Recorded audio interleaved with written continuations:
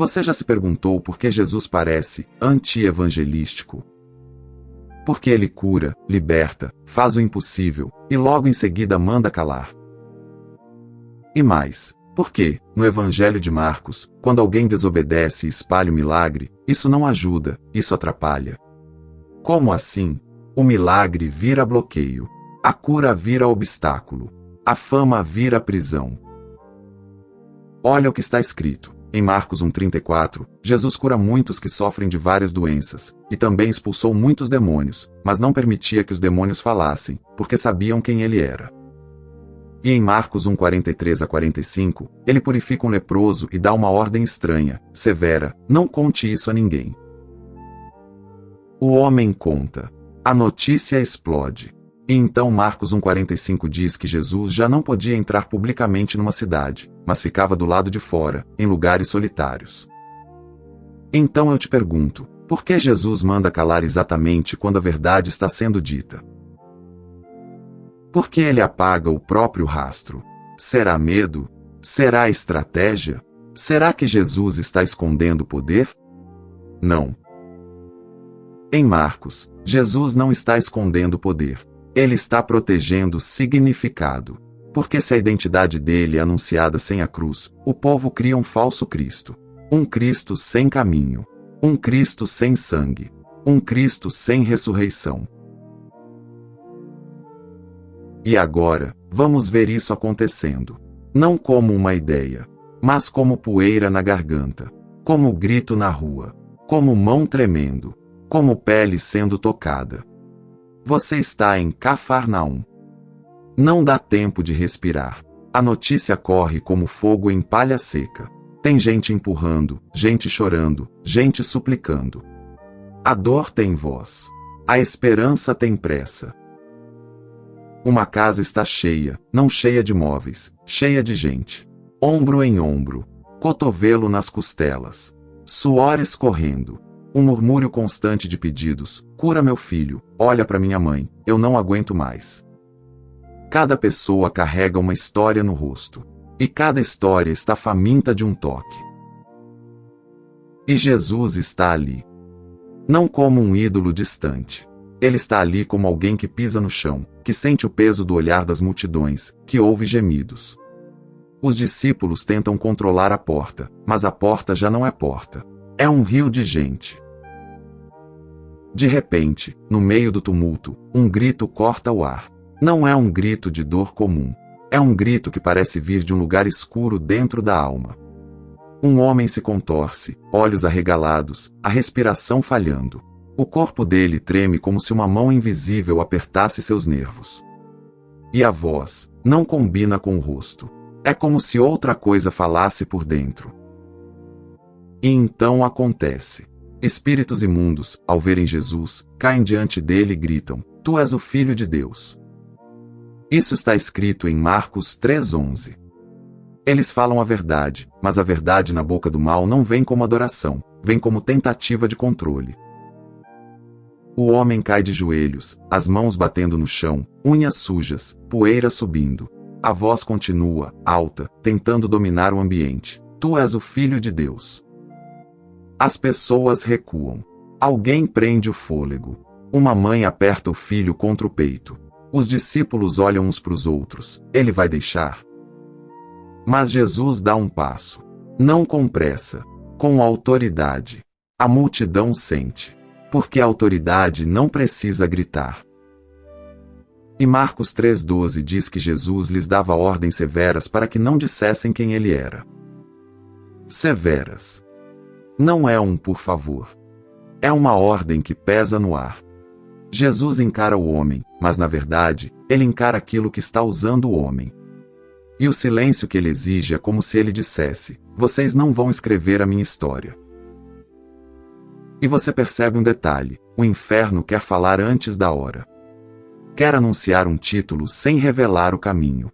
Quer jogar uma verdade parcial como isca. E aqui o texto se conecta com outra cena, séculos antes, quando a verdade também corre mais rápido do que a obediência, e as consequências explodem. No deserto, um povo caminha com sede. Sede no corpo e sede na alma. E a pressão deles em cima de Moisés não é educada. É agressiva. É acusação. Eles murmuram, eles gritam, eles apontam o dedo. O líder sente a garganta secar não só pela falta de água, mas pela falta de paz. Deus diz a Moisés: fale à rocha. Só isso. Fale. A palavra basta. Mas Moisés, com raiva, com o coração apertado, com a mão pesada, levanta o cajado, e ao invés de falar, ele fere. Ele bate. Uma vez. 2 vezes. A água sai, sim, mas algo se quebra no invisível. Porque quando Deus quer ensinar que a provisão vem pela palavra, e o homem transforma em pancada, o povo aprende o símbolo errado. Aprende um Deus que é acionado na força, não na confiança. E por causa disso, Moisés sofre uma consequência amarga. Ele vê a terra prometida de longe, mas não entra. A ação produz resultado imediato, mas deixa uma cicatriz eterna. Percebe? Existe um tipo de acerto que estraga o significado. Existe um tipo de funcionou que distorce a mensagem. E agora volta para Cafarnaum. Porque Jesus não está apenas expulsando demônios. Ele está guardando o coração do evangelho contra atalhos. Marcos 1:25 registra a frase como um golpe direto. Jesus diz ao espírito imundo: cale-se e saia dele. Cale-se. Não é só expulsar, é calar. O homem treme mais forte. A mandíbula trava. A garganta faz um som como se estivesse engolindo pedras. E então, a força que o prende solta. O corpo cai mole. Um silêncio pesado toma a sala por meio segundo, como se todos esperassem o próximo ataque. Mas vem alívio. Vem respiração. Vem choro. Os olhos do homem voltam a ser dele. Ele olha as próprias mãos, como alguém que retorna de um lugar distante. E ele sussurra: o que aconteceu comigo? E a multidão quer uma frase. Quer um rótulo. Quer um banner. Quer dizer, ele é isso, ele é aquilo. Jesus não dá. Porque se o título sai antes da cruz, o povo vai fazer de Jesus um troféu de poder, um amuleto, uma bandeira política, um curandeiro de aluguel. E essa tensão cresce, até encostar num homem que carrega na pele a vergonha do mundo. Um leproso aparece. E ninguém anuncia. Ninguém precisa. A pele conta. A distância que as pessoas abrem conta. O medo que muda o rosto dos outros conta. Ele caminha e tudo ao redor dele se reorganiza. Porque a lepra não é só doença. Ela é sentença social. É não toque. É não chegue perto. É não pertença. Ele se aproxima de Jesus. Isso por si só já é loucura. Ele sabe que pode levar pedra, grito, expulsão. Ele sabe que pode ser empurrado pro chão. Mesmo assim, ele vem. Ele cai de joelhos. Os joelhos batem no chão duro, e a dor da queda é pequena perto da dor de viver sem abraço. A voz dele sai rouca, como quem não usa a própria voz em público há muito tempo. Ele diz: se quiseres, podes purificar-me. O ar congela. Porque todo mundo sabe o que deveria acontecer. Jesus retrocede. Jesus mantém distância. Jesus manda alguém jogar uma moeda, mandar pão, mandar instrução, mas de longe. Só que Jesus não é governado pelo deveria. Ele estende a mão. E o leproso vê a mão vindo. É uma coisa simples, mas é como ver o impossível se aproximando. O homem pensa: não, ele não vai tocar. Não vai. Mas toca.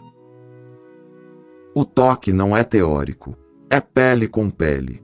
É calor. É pressão leve. É presença. O leproso sente o próprio corpo reagir como se tivesse esquecido como é ser humano. E Jesus diz: quero. Seja purificado. E isso está em Marcos 1:41. Na mesma hora, a lepra vai embora. O homem olha o braço. A textura muda. A cor volta. A ferida fecha. A vergonha retrocede. Ele passa a mão onde antes doía e agora não dói. Ele aperta a pele como quem confirma: isso é meu mesmo? O rosto dele começa a tremer, mas não é febre, é choro subindo. Ele quer gritar. Ele quer correr. Ele quer abraçar alguém, qualquer um. Ele quer entrar numa casa e sentar sem que as pessoas se levantem com nojo. E Jesus faz algo que parece contraditório. Marcos 1,43 diz que Jesus o advertiu severamente. Severamente.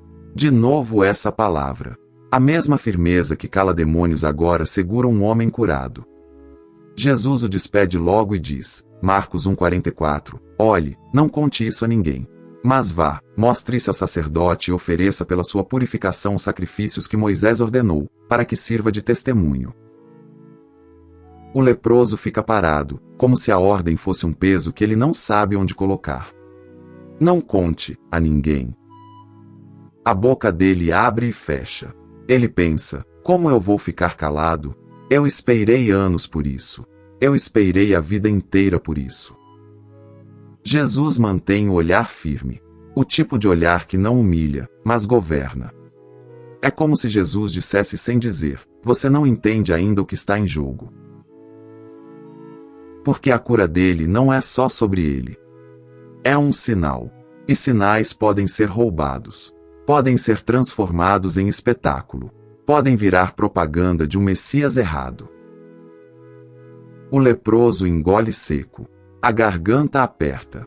Ele quer obedecer, mas a alegria também aperta. Ele se levanta, as pernas tremendo, e dá alguns passos. E aqui você sente a batalha por dentro dele. Ele pensa, se eu ficar calado, eu protejo Jesus, mas e minha família? E minha aldeia? E os amigos que me enterraram vivo do lado de fora? Ele pensa, se eu falar, eu glorifico. Eu mostro o poder. E ele escolhe falar. Marcos 1,45 diz, em vez disso, ele saiu e começou a tornar pública a história, espalhando a notícia. Por isso Jesus já não podia entrar publicamente numa cidade, mas ficava do lado de fora, em lugares solitários. Mesmo assim, as pessoas iam a ele de todos os lados. Sente o choque? O milagre cria um bloqueio. O testemunho vira um cerco. Jesus fica do lado de fora. O homem entra de novo na sociedade, e Jesus sai. E agora imagina a cena. O leproso corre. Ele corre como quem está aprendendo a correr de novo. A sandália bate no chão, e cada passo é uma frase. Eu estou vivo, eu estou limpo, eu volto. Ele chega em gente e fala sem parar. A saliva voa. As mãos dele se mexem no ar. Ele aponta. Foi ele. Foi ele. E as pessoas reagem como pessoas reagiriam. Uns choram, uns duvidam, uns gritam pro vizinho, uns fazem conta. Onde ele está agora? A notícia começa a virar moeda. Você ouviu? Você viu? Ele faz. E Jesus sente o efeito. Não porque ele perde poder, mas porque a multidão perde o foco. Eles não querem quem ele é, querem o que ele faz. A multidão vira mar. E mar, quando cresce, também afoga. E séculos antes disso, um homem também enfrenta o mar, e descobre que o problema não é a água, é o olhar. Pedro está no barco. O vento empurra. A madeira rende. As mãos agarram corda molhada. Ele vê Jesus andando sobre as águas. E no coração dele nasce uma coragem misturada com loucura. Ele diz, Senhor, se és tu, manda-me ir ao teu encontro por sobre as águas. Jesus responde com uma palavra curta, que é um convite e um teste, venha. Pedro põe o pé fora. E por um instante, ele anda. Ele sente o impossível sustentar seu peso. A água não o engole. Só que o vento grita. O barulho das ondas entra na cabeça. O medo começa a escrever uma narrativa diferente. E ele afunda. O que salva Pedro? Não é a força dele. É a mão de Jesus. E Jesus pergunta, homem de pequena fé, por que duvidaste? A multidão é como esse vento. Ela grita mais alto que a verdade. Ela muda o foco. Ela faz a fé afundar. Por isso, em Marcos, Jesus disciplina o anúncio antes da hora. Ele disciplina o barulho. Ele disciplina o entusiasmo que não entende o caminho. E a história não para no leproso. Ela cresce. A pergunta quem é ele não some. Ela aumenta. Chega um momento em que Jesus leva os discípulos para um lugar onde as pessoas falam muito sobre religião, poder e identidade. Cesareia de Filipe. E ali, ele faz uma pergunta que abre o peito do evangelho como uma espada abrindo uma porta trancada. Ele pergunta: e vocês, quem dizem que eu sou?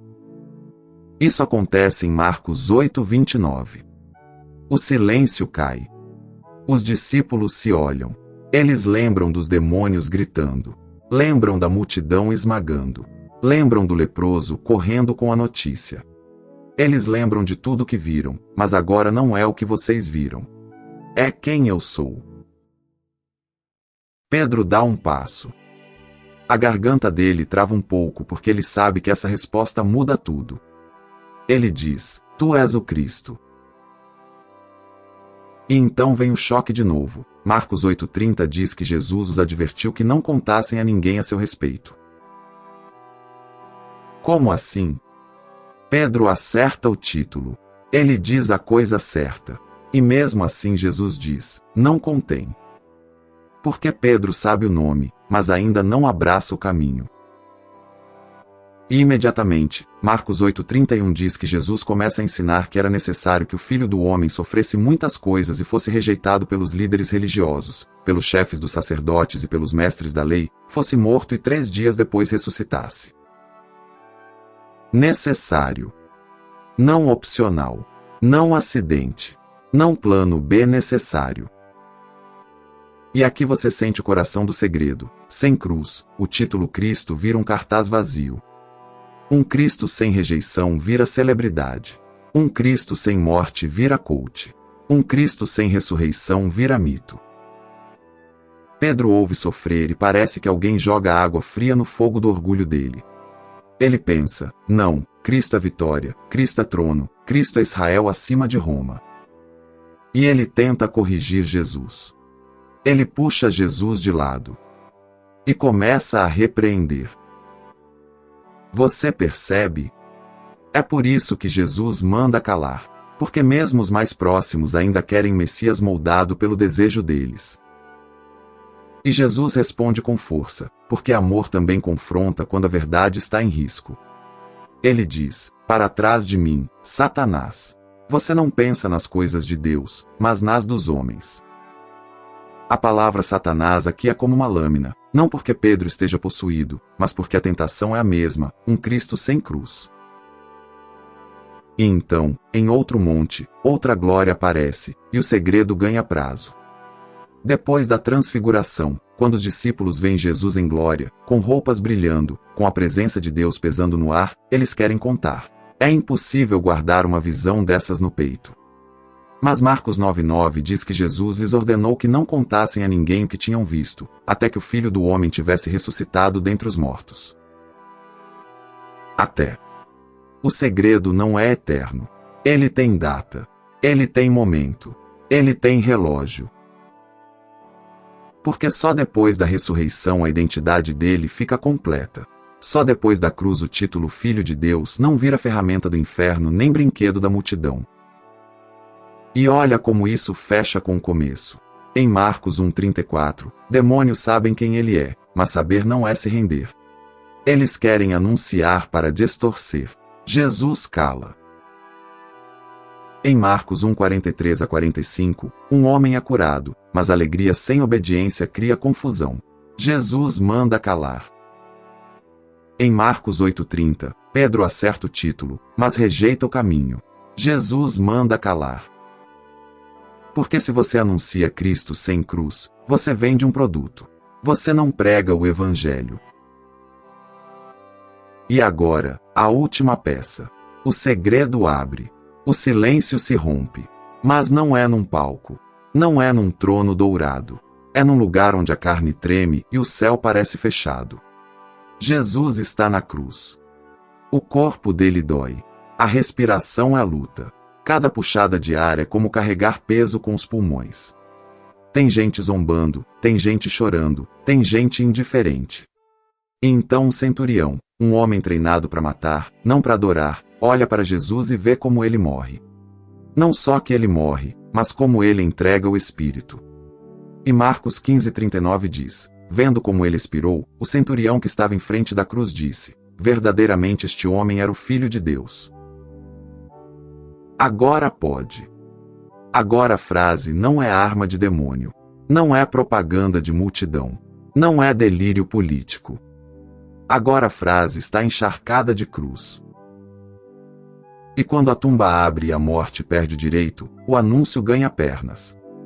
Marcos 16:6 registra a voz do anjo: não tenham medo. Vocês estão procurando Jesus, o Nazareno, que foi crucificado. Ele ressuscitou. Não está aqui. Aí sim. Aí o evangelho não é só, ele cura. Ele salva. Não é só, ele faz. Ele é. E agora eu trago isso para você. O veredito espiritual é este: Jesus protege o significado porque ele ama você demais para te entregar um Cristo falso. Um Jesus viral pode até atrair gente, mas não sustenta almas. Um Jesus sem cruz pode até inflar multidões, mas não ressuscita mortos por dentro. E aqui vem o espelho. Você também quer anunciar Jesus. Você também quer falar do que ele fez. Você também quer gritar o milagre que te visitou. Mas deixa eu te perguntar, com temor e amor, qual Jesus você está anunciando? O Jesus atalho, ou o Jesus caminho? O Jesus que resolve agora, mas não reina, ou o Jesus que reina, mesmo quando o caminho passa pela cruz? O Jesus que vira ferramenta do seu sonho, ou o Jesus que vira Senhor da sua vida? E talvez hoje, o seu segredo messiânico não seja ficar calado sobre Cristo, mas parar de usar o nome de Cristo como barulho para esconder um vazio. Parar de correr atrás de validação. Parar de transformar fé em performance. Porque você não precisa gritar para que ele seja real. Você precisa se render para que ele seja Senhor. Então eu te deixo 3 perguntas, simples e cortantes, para hoje. Primeira, eu busco a presença de Cristo, ou a utilidade de Cristo? Segunda, eu aceito a agenda de Cristo, ou tento impor a minha? Terceira, eu falo de Cristo, sem viver o caminho de Cristo? E agora o convite. Não é uma fórmula. É uma resposta. Se a palavra te alcança, ora comigo onde você está. Senhor Jesus, eu confesso que muitas vezes eu quero teu poder sem teu caminho. Eu quero a coroa sem a cruz. Eu quero a solução sem a rendição. Mas hoje eu te peço, me dá um coração que não usa teu nome, um coração que te ama. Me ensina a te anunciar do jeito certo, com a cruz no centro e a ressurreição como esperança. Eu recebo quem tu és, não só o que tu fazes. Amém. E se essa palavra te colocou dentro do texto, se você entendeu porque Jesus mandava calar, então caminhe conosco. Se inscreva no Palavra Pura, porque aqui a gente não corre atrás de um Cristo fabricado. A gente segue o Cristo verdadeiro, o da cruz, o da tumba vazia, o que salva.